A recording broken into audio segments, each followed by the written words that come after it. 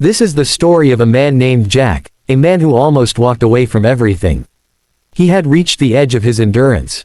The world around him felt cold, his heart heavier than his footsteps on the road. Every dream had faded, every prayer seemed unanswered. He told himself he was done. Done with trying, done with believing, done with caring. The evening was silent as he walked toward his car, the last light of day sinking behind the clouds. He felt that strange emptiness when the soul no longer fights. But as he started the engine and drove away, something, or someone, stopped him. Through the blur of streetlights, he heard a small, trembling voice call out, "Please don't leave my mom." He froze. The words cut through the noise of his thoughts like a whisper from heaven. He looked up and saw a child, standing in the doorway of a small worn house, eyes wide with fear and hope. In that instant, time slowed. Something deep within him stirred, something he thought he'd lost long ago. He stepped out of the car and walked back, unsure why, only knowing he couldn't keep driving. That moment became the turning point of his life. He met the boy's mother, tired, kind, carrying more weight than her shoulders should bear. There was nothing extraordinary about her life, yet there was grace in the way she smiled despite the struggle. Jack offered to help, small things at first, groceries, fixing a leaky tap, sharing laughter over simple meals. Days turned into weeks, and somehow the house that once felt foreign began to feel like home. He noticed how the child's laughter filled the air with a joy he'd forgotten existed. Each giggle, each smile, melted a layer of the wall around his heart. But still, late at night, when silence returned, his old demons whispered, "You don't belong here. You're not enough." Jack wrestled with himself. His greatest battle wasn't against the world, it was against the voice of doubt inside him. The temptation to walk away again never fully disappeared. But something about that little boy's words, "Please don't leave my mom," kept echoing in his chest. It wasn't just a plea, it was a message. A call to stay, to heal, to believe again. He started to realize that God speaks not only through miracles, but through small, ordinary moments, a child's voice, a quiet sunrise, a shared meal. And as he began to stay, really stay, he discovered what he had been running from all along, himself. There were nights when the mother would cry softly, thinking no one heard.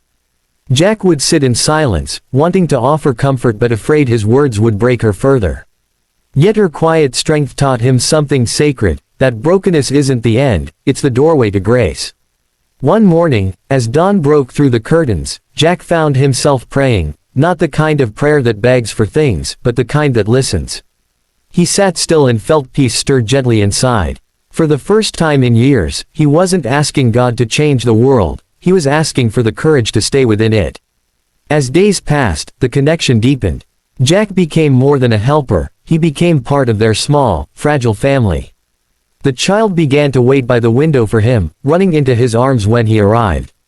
The mother, once cautious, began to smile more freely, her eyes soft with trust. Jack realized then that love doesn't announce itself, it grows quietly, like dawn breaking through clouds. Through their presence, he learned that peace is not found in escape but in surrender. In giving, not getting. In being still, not running. Then one stormy evening, everything tested him again. The mother's car broke down miles away. Rain poured, thunder roared. She called him, her voice shaking. Jack hesitated. He was tired, overwhelmed. Tempted to let someone else handle it.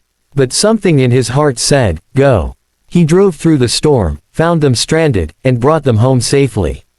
When they arrived, soaked and shivering, the little boy hugged him tightly and whispered, "Thank you for not leaving." Those words, soft yet powerful, broke something open in Jack's heart.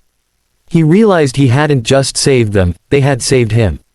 The man who once wanted to walk away had finally found a reason to stay. From that day forward, Jack's life changed. He began each morning with gratitude, for the small things, for second chances, for the peace that comes from showing up. He no longer chased happiness in distant places or through empty goals. He found it in the laughter at the dinner table, in the warmth of shared prayers, in the calm of knowing he was where he was meant to be. And he understood now, faith isn't about having all the answers. It's about trusting the journey, even when it hurts. Inner peace isn't the absence of storms, it's learning to stand still in the rain, knowing God is with you. So if you are listening to this story and you feel like walking away, from your family, your dreams, or your faith, remember Jack. Remember that sometimes the smallest voice can carry the greatest truth. Don't let despair convince you that leaving is freedom. Real freedom is choosing to love, to stay, to believe when everything says give up. Because somewhere, someone might be whispering your name, hoping you'll turn back. And when you do, you'll find that you never really lost your way, you just needed to stop long enough to hear the call of your own soul. That's where peace lives. That's where healing begins. Thank you for watching Kind Tales. If this story touched your heart, please like, share, and subscribe, and remember, no matter how far you've gone, it's never too late to come home.